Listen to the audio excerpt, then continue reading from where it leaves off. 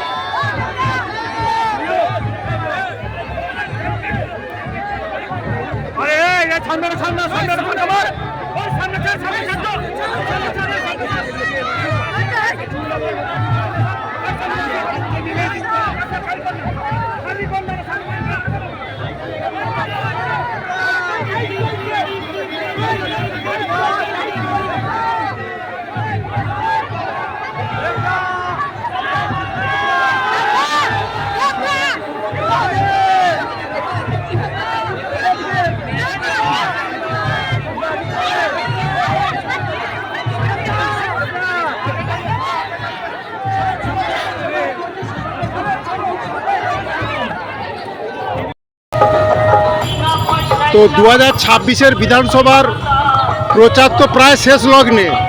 তো আজকে তারকেশ্বরের এই পূর্ণভূমিতে আসছেন সাংসদ তথা সুপারস্টার দেব, কি বলবেন?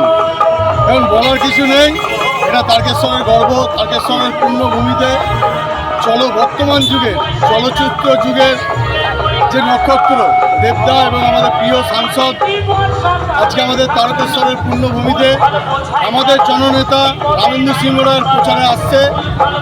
এটাই আজকে দেখতে পাচ্ছেন যে তারকেশ্বরের ঢল নেমেছে তাকে স্বাগত জানানোর জন্য।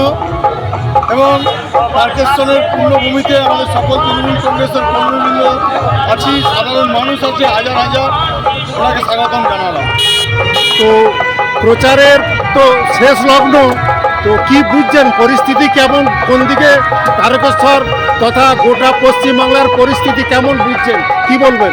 দেখুন, আমরা আগেও বলেছি এখনও বলছি যে 2026 বিধানসভায় ডিসি 230-এর বেশি আসন নিয়ে ক্ষমতায় আসছে। আর তারকেশ্বরে যেদিনকে রামেন্দু সিংহ রায়ের নাম অ্যানাউন্সমেন্ট হয়েছে সেদিনকেই জিতে গেছি। তারকেশ্বর মানুষ এবারে কমসে কম 25 থেকে 30,000 ভোটে রামেন্দু সিংহ রায় জয়লাভ করছে। তার ধারে কাছে কেউ থাকবে না। এক কথায় রামেন্দু সিংহ রায় জিন্দাবাদ।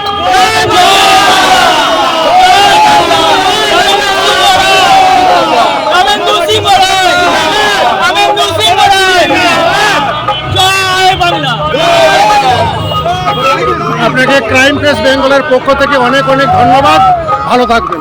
ধন্যবাদ আপনাদের।